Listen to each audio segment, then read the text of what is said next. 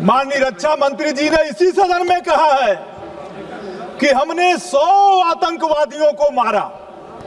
चलिए, इसका स्वागत है, लेकिन उस 100 आतंकवादियों में वो 4 आतंकवादी मारे गए कि नहीं मारे गए जो पहलगाम की घटना किए थे, यह सवाल नहीं आया। उनका नाम कब तक आएगा यह देश जानना चाहता है। घटना 22 को होती है, 22 अप्रैल को। सभापति महोदया, 22 को घटना होती है। ऑपरेशन सिंदूर 17 दिन बाद होता है। होगी कोई परिस्थिति? देश क्या चाहता था? आतंकवादियों की मंशा कितनी खराब थी? उनकी मंशा यह थी कि हम धर्म पूछकर मारेंगे और भारत में दंगा भड़क जाएगा। और पूरे देश के लोगों को मैं बधाई देता हूं कि आतंकवादियों के मंसूबों को नाकाम किया और हिंदू मुस्लिम सब लोगों ने मिलकर के आतंकवादियों के इस नापाक इरादे को पर लगाम लगाया। मैं कहना चाहता हूं कि आज आतंकवादियों ने जिस तरह की घटना की, उस घटना के सवाल पर सरकार के जो पक्ष आए, सभापति महोदया, जिसका जिक्र अभी हमारे दूसरे वक्ता भी कर रहे थे, हमारे नेता मुलायम सिंह यादव जी ने दुनिया के सामने समर्पण की कोई बात कभी नहीं की थी। स्वर्गीय मुलायम सिंह जी ने 30 जून को, 22 तारीख को हमला होता है, 17 दिन बाद 7 मई को सिंदूर ऑपरेशन सिंदूर होता है। देश का मन क्या था? देश में इतना गुस्सा था, वो तीसरे दिन चाह रहा था ऑपरेशन सिंदूर नहीं, ऑपरेशन तंदूर चलाओ और जो आतंकवादी मरे हैं उनको ला करके जेल में उनको उसी तंदूर में डाल दो। लेकिन 17 दिन बाद हुआ जो हमला, 3 दिन में बंद हो गया। 3 दिन में बंद हुआ। 7 मई को ऑपरेशन शुरू हुआ और 10 मई को विश्व गुरु। देश की मीडिया, किस भारतीय को नहीं घमंड होगा कि हमारे देश के प्रधानमंत्री विश्व गुरु हो? किस भारतीय को नहीं इस पर घमंड होगा? लेकिन घमंड क्या हुआ?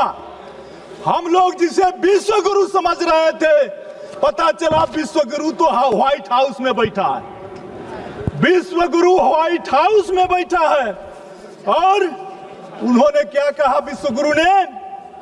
मैं कहना चाहता हूं, अमेरिका के राष्ट्रपति डोनाल्ड ट्रंप ने सार्वजनिक रूप से और अंतर्राष्ट्रीय मंचों पर कहा, 26 बार कहा कि उन्होंने भारत पाकिस्तान का युद्ध विराम कराया है।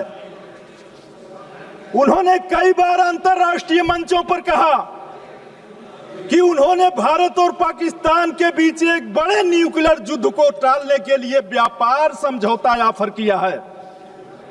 हाल ही में ट्रंप ने यह भी दावा किया कि 5 फाइटर जेट गिराए गए थे, जिसमें सीडीएस के बयान की ओर भी इशारा किया।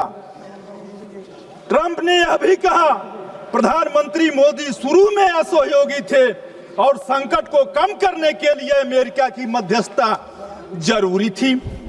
ये सभी दावे गंभीर और वैश्विक सुर्खियां बिटोर चुके हैं, लेकिन भारत सरकार इस पर चुप है। महोदया, प्रधानमंत्री मोदी और ट्रंप की घनिष्ठता, मित्रता के बावजूद अमेरिका ने पाकिस्तान को IMF से ऋण दिलाने के पक्ष में मतदान किया।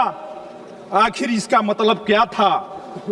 पहलगाम हमले के कुछ ही हफ्तों बाद राष्ट्रपति ट्रंप द्वारा पाकिस्तान के सेना प्रमुख असीम मुनीर को आमंत्रित करना एक आतंक समर्थक संस्था को वैश्विक वैधता देने जैसा था और भारत सरकार राष्ट्रीय शोक के समय भी पाकिस्तान को अलग थलग करने में विफल रही।